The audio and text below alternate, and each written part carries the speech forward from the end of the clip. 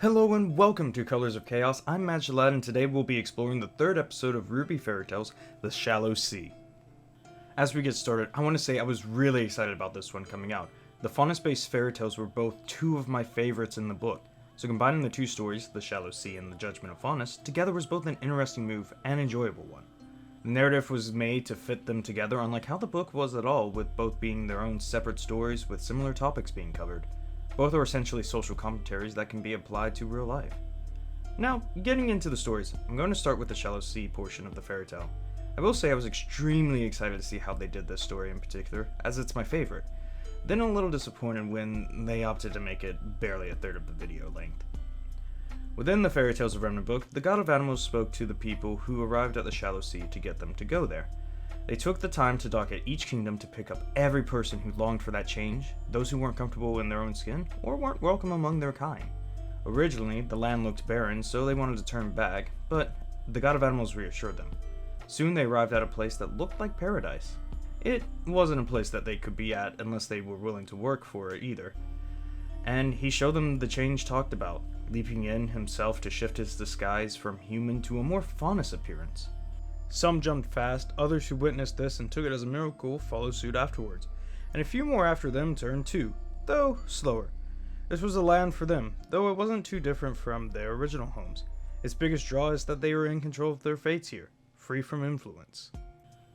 Here it then continues to talk about how they refused this, and it revealed the shallowness of their thoughts, as well as showing their fear and horror at what occurred, asking what kind of monster the god was. From here, the story talks about the envy the humans who refuse the gift hold in their hearts, and how they now resent the faunus, reminding them of what they are not and can never be. Osmond's notes then talk about how he nearly didn't include this story, but found it as a necessary counterpart to the Judgement of Faunus, which is why these two are combined in the RWBY Fairy Tales episode. It is here where, instead of not wanting to do a disservice to the faunus culture, Osmond also originally didn't speak too heavily on what it meant for them. But in this episode, he elaborates on how it gives value to their lives. For the Judgement of Faunus, it's a lot more similar than the original Shallow Sea parts were. We don't get how animals envied humans for their abilities to use dust, and there was more attention given to what humans were envious about with animals in the book. In the RWBY Fairy Tales episode, it is then stated by the Panther that humans are more capable of destruction than they are at creating, which is not at all what was stated in the book. Their creation and destruction capabilities were comparable, stated to be roughly the same in potential. It's also here where the god proceeds to talk about their qualities and differences, but they talk about how their potential is unlimited if they can celebrate their best qualities while embracing the differences. And trying to end the conflict in the book, he also states that if they didn't agree, they would kill one another and perhaps destroy the world, and as such, both chose life. But it is here in the episode we get to see a cool little effect as well with the God of Animals' eyes. They change based on if he's talking to the animals or humans. Lastly, in the meat of the story, only one suggested they were better than both, not the two of them together as we see.